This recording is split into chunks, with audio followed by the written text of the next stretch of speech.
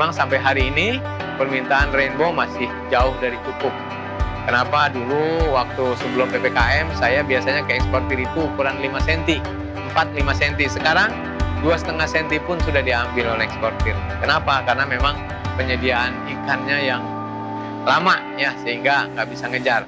Nah, eksportir pun kalau dia nunggu yang besar nggak kebagian, sehingga kadang kecil pun dia ambil, dia besarkan sendiri di pumpnya. Jumlah memang variasi tergantung jenis ikannya. Ya, tapi rata-rata kalau sekali pengiriman minimal 200-300 ekor kita kirim sekali pengiriman.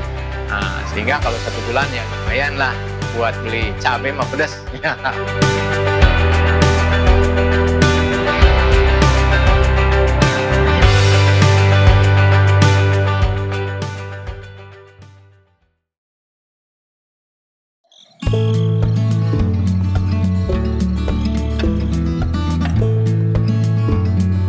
Assalamualaikum warahmatullahi wabarakatuh. Selamat berjumpa dengan Mina Mulia, Desa Tridasakti, Kecamatan Tambun Selatan, Kabupaten Bekasi. Rekan-rekan sekalian, perkenalkan saya Haji Didi dari Pusat Pelatihan Mandiri Kelautan dan Perikanan Mina Mulia, Kabupaten Bekasi. Mina Mulia ini berdiri sejak tahun 1986. Berawal dari kegiatan Karang Taruna Desa Tridasakti yang waktu itu desa ini sudah mulai beralih, yang tadinya desa pertanian mulai berangsur-angsur pindah jadi desa pemukiman. Kenapa? Karena sawah-sawah dan kebun-kebun mulai beralih fungsi, yang tadinya untuk lahan pertanian sekarang menjadi lahan pemukiman karena sawahnya dibuat perumahan dan tanah perkampungannya juga terus berdatangan para migran dari daerah-daerah lain, sehingga yang tadinya penduduknya hanya 2.000 orang di tahun 86 sekarang sudah mencapai hampir 40.000 orang di tahun 2022 ini. Sehingga ini pada waktu itu kami berpikir bagaimana caranya beralih dari satu kegiatan yang tadinya punya lahan yaitu petani, yang masih mendekati dengan pertanian tetapi tidak menggunakan lahan yang luas. Waktu itu kami mencoba datang ke Dinas Pertanian, kita konsultasi kira-kira pertanian bidang apa yang bisa kita lakukan di lahan sempit tapi menghasilkan untuk kehidupan. Nah, waktu itu pilih beberapa pilihan, akhirnya jatuh pilihan kepada budidaya ikan hias dan tanaman hias waktu itu, dan tanaman buah-buahan, sehingga itu yang terus kami kembangkan sampai dengan hari ini. Ya, Mina Mulia terus berkembang sampai dengan 2022 ini. Sedangkan Mina Mulia dipercaya sebagai lembaga pelatihan itu berdasarkan SK Menteri Kelautan dan Perikanan pada tanggal 1 Desember tahun 2011. Kita mendapatkan SK sebagai lembaga yang dipercaya untuk melatih orang-orang yang ingin mengembangkan usaha budidaya ikan hias. Awal kita mulai usaha hanya sangat kecil sekali, yaitu hanya mulai dengan 6 kolam ukuran 3 x 3 meter. Ya, awal 6 kolam 3 x 3 meter untuk Mina Mulia. Sedangkan awal kita memang membuat kegiatan di Karang Taruna itu dengan membentuk kelompok tani, kurang lebih itu ada 4 blok ya dari satu kelompok tani Mina Mulia ini. Nah, tiap-tiap blok itu mendapatkan 6 kolam. Nah, sedangkan sampai sekarang ini sudah berkembang di saya saja ya, di tempat saya pribadi ini ada sekitar 1.000 meter persegi ya, dengan kolam dan akuarium, di mana akuariumnya kurang lebih ada sekitar 700 buah dan kolamnya ini 60 buah dengan ukuran yang variasi tentunya, dan dengan ikan yang juga bervariasi ikan hiasnya. Yang kita kembangkan di sini berawal dari dulu awalnya kita mengembangkan cupang, gapi, koral moli, mas koki ya umum yang memang laku di pasaran umum waktu itu. Nah, tetapi berkembang dari hari ke hari sehingga banyak jenis ikan hias yang kita kembangkan. Tetapi hari ini yang memang jadi primadona kita adalah jenis rainbow atau ikan pelangi yang sekarang memang sedang boleh dibilang naik daun. Ikan ini berasal dari negeri kita, yaitu dari Papua. Nah, jadi ada beberapa jenis rainbow di Muna Mulia ini kita kembangkan.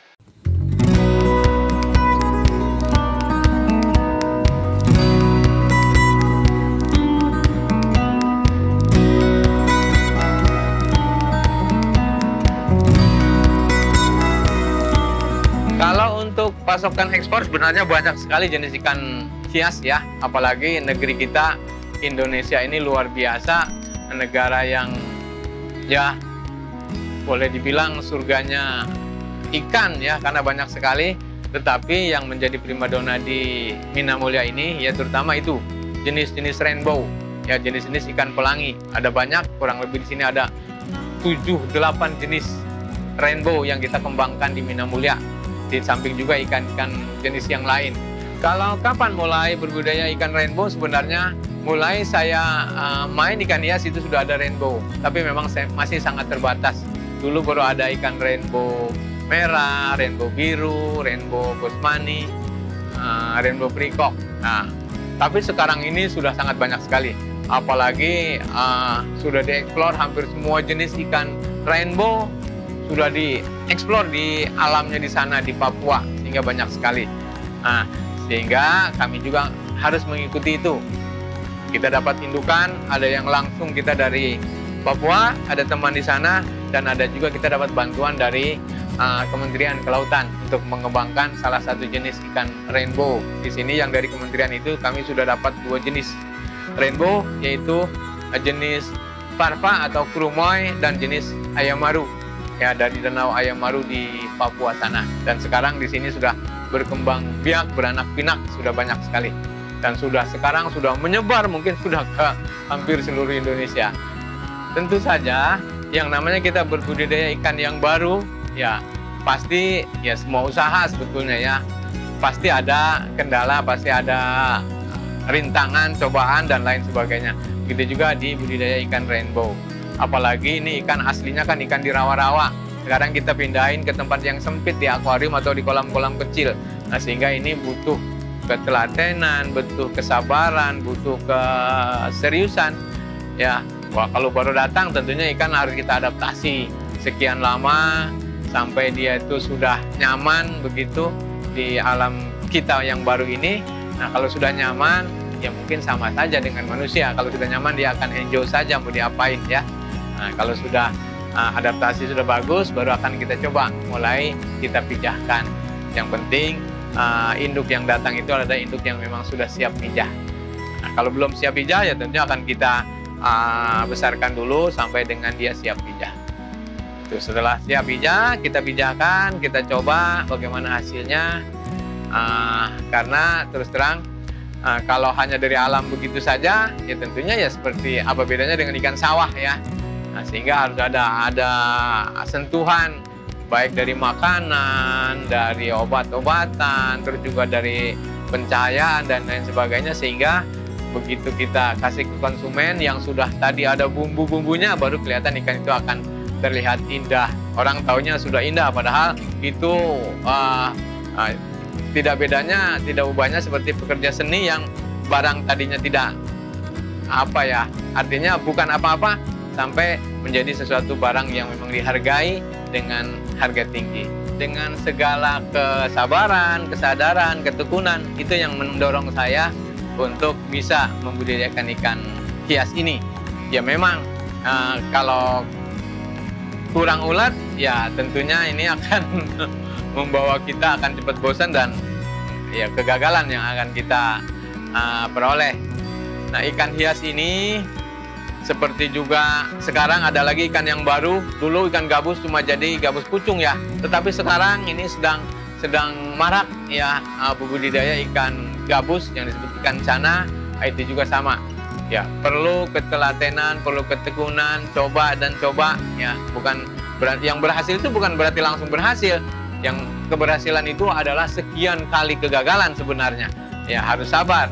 Kalau sudah berhasil, mungkin dari kegagalan yang sekian puluh kali kita baru berhasil. Nah, ikan rainbow ini juga seperti itu, dan begitu juga ikan-ikan yang lain, ya adaptasi dan lain sebagainya. Masalah background sangat jauh sebenarnya, karena saya cuma berlatar belakang hobi saja, ya hobi ikan hias, sehingga senang. Ya walaupun habis berapapun tadinya, karena hobi itu nggak merasa rugi. Ya kalau hobi kita nggak merasa rugi. Dengan coba sana coba sini akhirnya berhasil. Kalau tidak dibarengi dengan hobi, saya yakin keberhasilan itu susah. Nah, background saya adalah guru, karena saya dari sekolah saya, kuliah saya di IKIP Jakarta.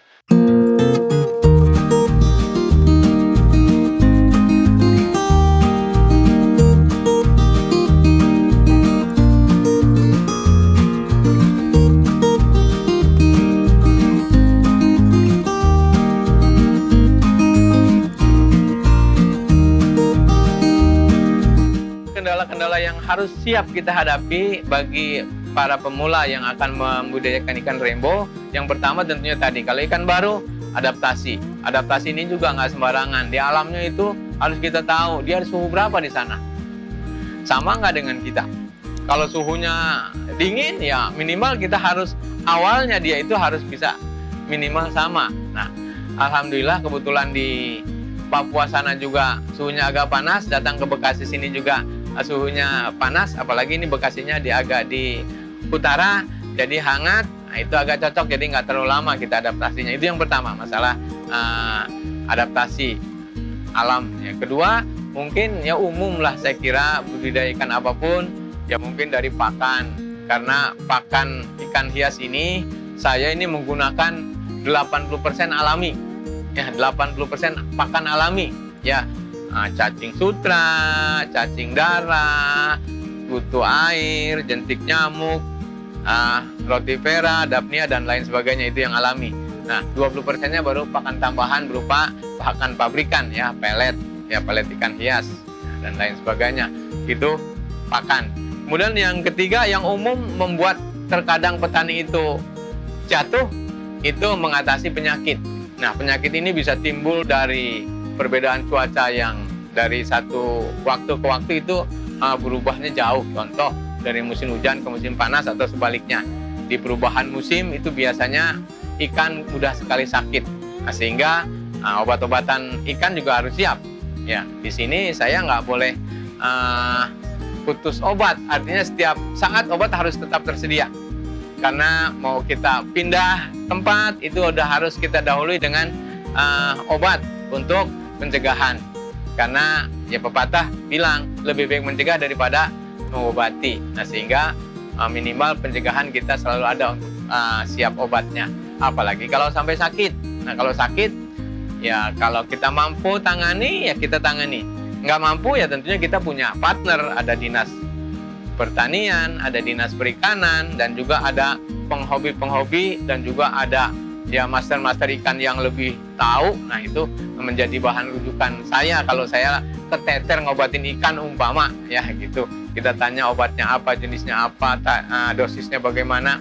Nah, itu biasanya dengan kita sering bertanya, sering datang ke tempat teman-teman yang sudah lebih mengerti itu, sehingga kalau ada penyakit masih bisa kita tangani. Kemudian kendala yang lain biasanya apalagi untuk pemula klasik, yaitu masalah pemasaran. Ikan sudah kita budidayakan, sudah berhasil, sudah banyak, giliran menjual, siapa yang mau beli? Ini bukan apa seperti ikan konsumsi, siapapun mau, tapi ikan hias mungkin nggak segampang itu, ya punya pasar khusus, punya yang khas begitu, harus di toko akuarium, dan toko akuarium pun nggak begitu serta-merta terima. Dia juga lihat dulu ikannya, harganya, dan lain sebagainya. Nah, terutama kalau kita ke kios ikan hias, harga. Ya, kalau kita orang baru, biasanya di Cipoa dulu, ya harganya, karena memang ikan hias ini belum ada standar, sehingga ya harga gelap. Ya, kalau kita belum tahu, baru datang ke kios, udah orang kios senang biasanya. Ini mangsa baru, ya biasanya begitu. Nah, nanti kalau kita udah sering lama, apalagi sering bergaul dengan teman-teman yang udah lama, dikasih tahu, kita dikasih edukasi sehingga tahu harga ikan ini sekian, ini sekian. Nah, di pemasaran. Yang terakhir, ya mungkin kalau sudah pemasaran biasanya memperluas usaha. Karena kalau usaha sedikit, saya sering bilang kalau ada orang yang mau belajar, datang ke sini mau belajar, tujuannya apa? Iseng atau usaha? Kalau usaha, harus kecukupan modal harus dipikirkan. Karena kalau tidak cukup modalnya, morat-marit, ngurusin ikan nggak cukup, ribut akhirnya dengan keluarga. Kenapa? Kebutuhan keluarga nggak bisa ditunda-tunda. Nah, sedangkan kita berharap dari hasil jual ikan, kalau tempatnya kurang memadai, dapat, tapi yang kurang memadai tadi. Nah, sehingga harus tambah modal. Nah, ini biasanya banyak teman-teman yang suka nyerah. Padahal sekarang asal punya kemauan keras, bank banyak sekali yang menawarkan kredit. Ya, yang penting kita punya niatan untuk siap bayar. Kalau siap bayar, yakin ada bank yang tanpa anggunan pun ada, cuman nggak banyak, ya. Atau yang kalau mau besar sekali, yang penting anggunannya sesuai dan usahanya memang punya masa depan yang bagus. Kita bisa cerita kepada para pemilik modal bahwa usaha ini usaha menguntungkan. Saya yakin kemanapun kita cari modal gampang. Tapi meyakinkan itu yang kadang-kadang nggak semua orang juga bisa, dan yang kenyataannya tentunya yang akan dilihat oleh ini mana bon penjualannya. Kalau memang betul bagus akan seperti itu. Nah, ini butuh waktu, butuh banyak belajar tentunya.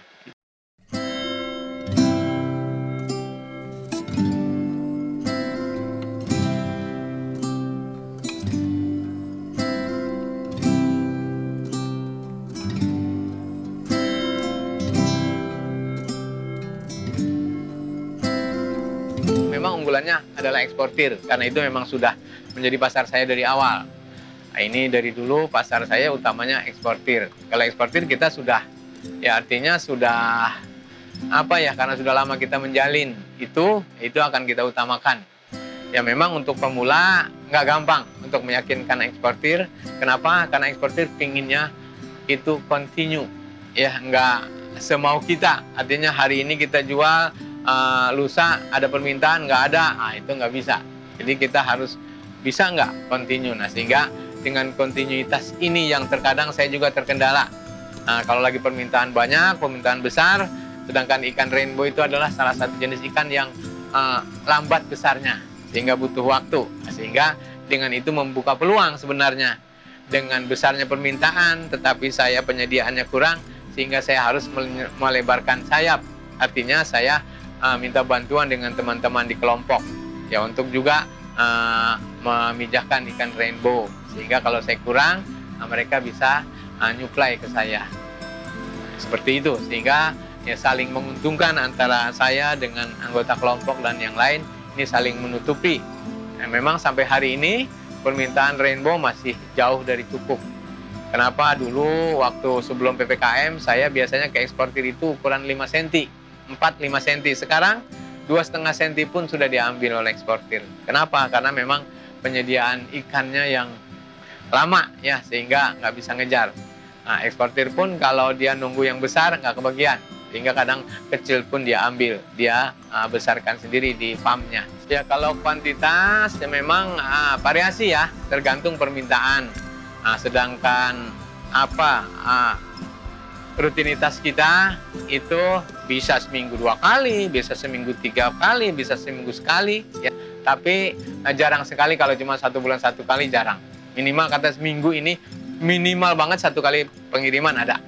Ya dengan jumlah memang variasi tergantung jenis ikannya. Ya tapi rata-rata kalau sekali pengiriman minimal 200-300 ekor kita kirim sekali pengiriman.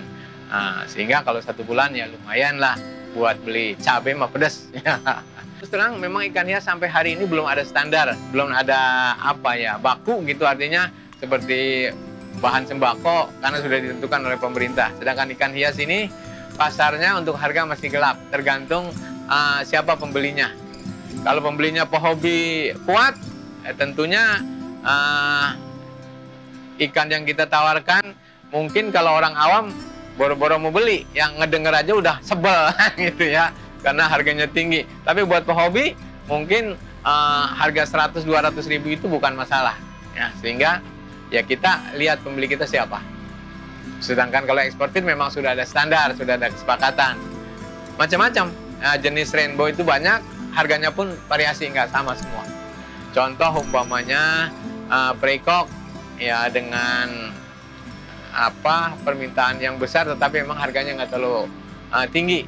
Ya dia ukuran 2,5 cm, ke eksportir paling tinggi sekitar 1.000 sampai 1.500. Tapi dengan volume yang lebih banyak memang ikannya. Sedangkan rainbow yang lain kayak rainbow bosmani umpamanya ukuran yang 5-6 cm, apalagi yang jantan itu harganya sudah lumayan. Ya kalau ke online itu bisa harga 25 sampai 50 ribu per ekor. Tapi kalau ke eksportir mungkin sekitar harga antara 10 sampai 15 ribu, tapi dengan kuantitasnya yang lebih banyak ketimbang yang online seperti itu. Jadi ada imbangan sebetulnya ya semuanya.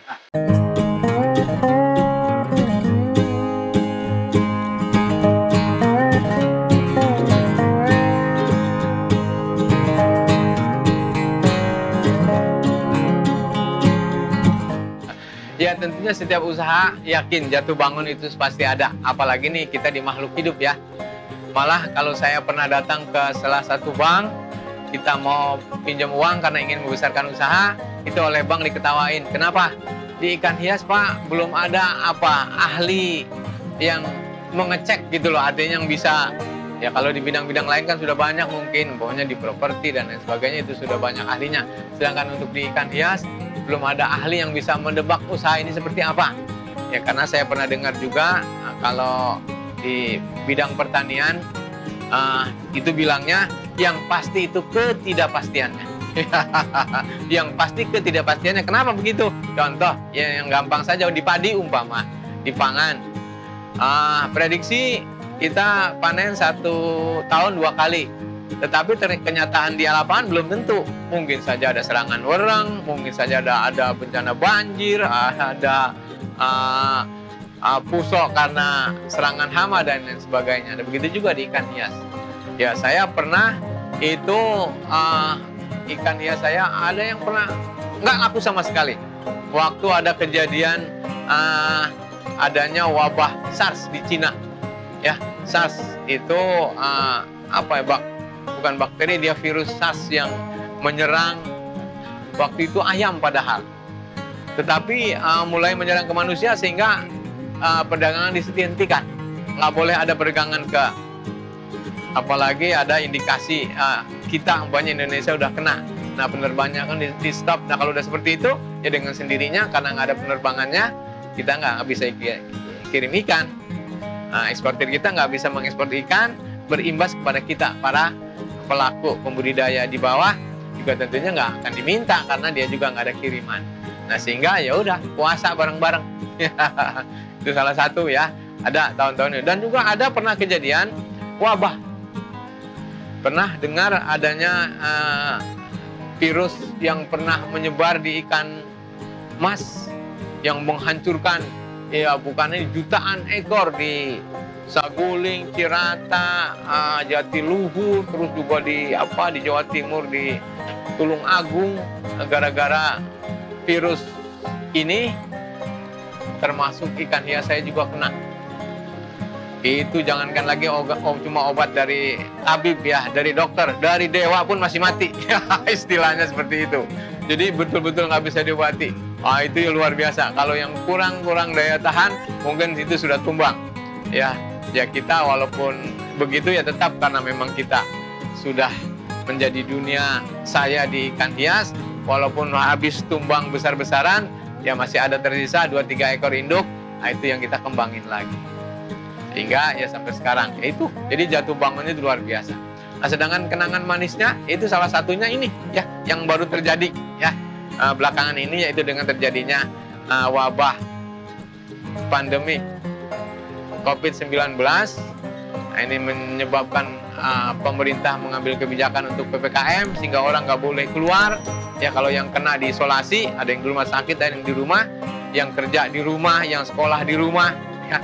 Nah itu menyebabkan banyak orang di rumah. dengan banyak orang di rumah, dia ingin punya kesibukan, salah satunya adalah piara ikan. Nah, permintaan kita menjadi melonjak ya sekitar 300% kalau nggak salah itu ya. Malah luar biasa, sehingga rainbow saya itu laku keras ya. Ya, tapi bukan berarti saya ingin supaya COVID ini terus berlanjut, tidak.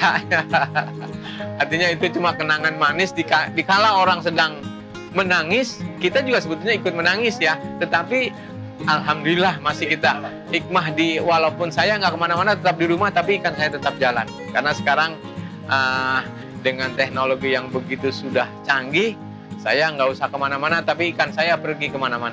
Buat teman-teman yang mungkin tertarik dengan dunia ikan hias, apalagi pengen juga membuka usaha, silahkan untuk ikut pelatihan di Mina Mulia. Tentunya ada persyaratan. Apa persyaratannya? Yang pertama adalah tadi saya bilang niat. Ada nggak niat dia untuk berbudidaya ikan hias? Karena kalau tanpa niat, apapun, berapapun modalnya, saya yakin itu nggak akan berarti. Nah, yang kedua tentunya ya syarat administrasi tentunya. Ya, ada KTP, ada fotokopi jasa, dan lain sebagainya yang harus kita isi sebagai syarat administrasi. Nah, kemudian yang ketiga tentunya saya biasanya tanya, sudah punya modal belum? Artinya latihan di sini di rumahnya sudah ada belum? Karena kalau latihan doang di rumahnya juga nggak punya sarana juga sama aja bohong. Jadi itu harus berjalan bersamaan. Dengan adanya pelatihan juga ada modal. Ya. Nah, memang setiap tahun kami selalu menerima itu. Dan bukan cuma pelatihan. Ya, kalau pelatihan langsung itu biasanya satu paket itu 4 hari. Satu kelas itu 20 orang. Nah, tetapi juga ada juga programnya magang namanya. Nah, kalau magang ini bisa tinggal di sini. Ya, umumnya oleh mahasiswa. Kalau mahasiswa tiap tahun sini memang ada program PKL untuk dia. Ya kalau kita di itunya magang sebenarnya. Jadi dia tinggal di sini, bekerja bersama saya, bersama para karyawan saya untuk mengurus ikan. Jadi betul-betul terjun langsung. Ya, di samping materi secara teori kita kasih, tentunya dia langsung juga diaplikasi dengan praktek. Sehingga begitu keluar, selesai dia mengikuti program PKL, kalau yang memang betul-betul sungguh-sungguh, itu selama 3 bulan, saya yakin dia sudah bisa buka usaha ikan hias di rumahnya. Tapi ya, itu macam-macam sebenarnya. Ya kan ada yang memang niatnya betul-betul kuat, ada juga yang asal sekedar menunaikan kewajiban. Nah, ini lain. Kalau yang seperti ini, saya yakin mau 10 kali ikut pelatihan juga nggak akan ada bekasnya, artinya kurang. Tapi kalau yang minatnya kuat, sekali juga saya yakin dia sudah bisa. Nah, kemudian bagi yang sudah pernah ikut pelatihan di sini, kemudian biasanya orang baru ini kebingungan pasar. Saya masih tetap bantu. Dan begitu juga umpamanya masih kesulitan, ada teknis-teknis yang mungkin dia belum kuasai betul, itu masih kita. Baik by phone, ataupun dia datang langsung lagi kita tatap muka, masih kita ini. Dan juga produknya, kalau dia belum bisa pasarin, kita juga masih bantu. Sehingga kita terus bimbingan sampai dia mandiri, itu kita lakukan.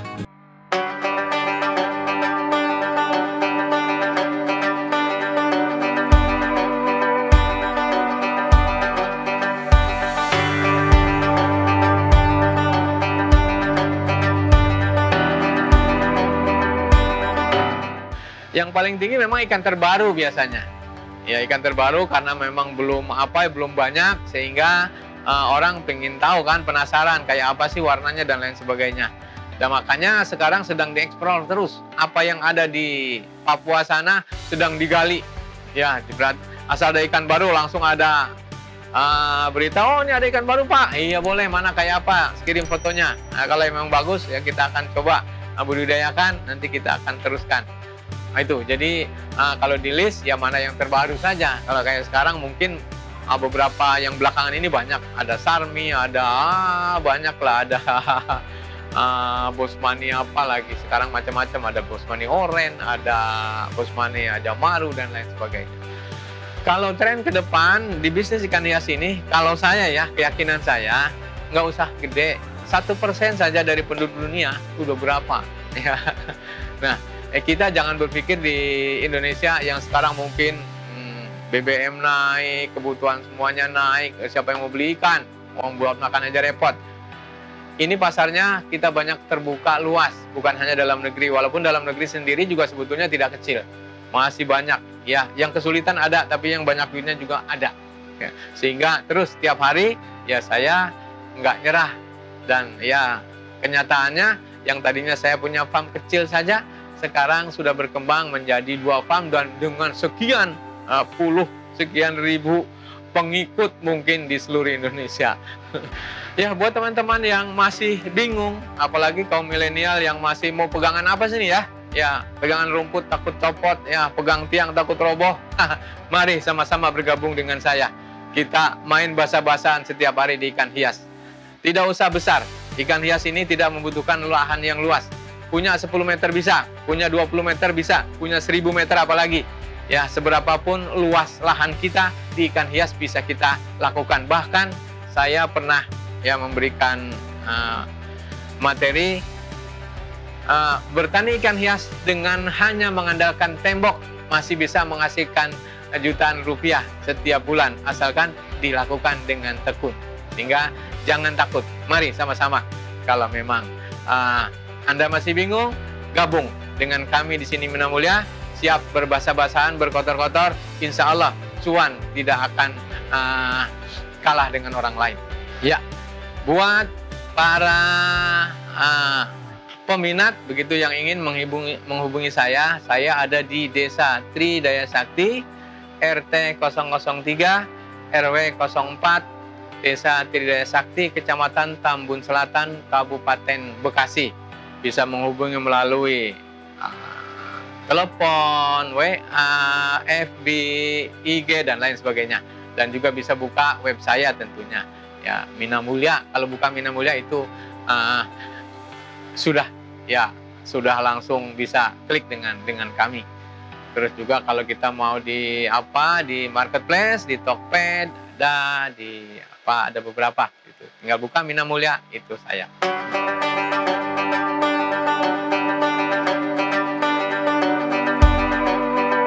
Ada telur ya biasanya. Ada telur.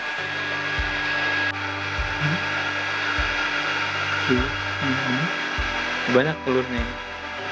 Ya memang ya ini alami, boleh dibilang alami. Hampir semua jenis yang ada di sini ini alami saya. Alami. Nah, ini lebih enak. Ada mataharinya. Tuh kan. Tuh banyak telurnya tuh.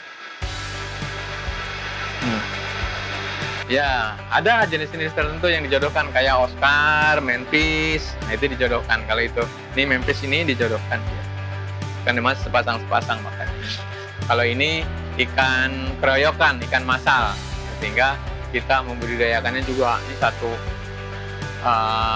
akuarium ini udah sekian banyak. Udah kita taruh itu, tinggal tiap hari kita panen.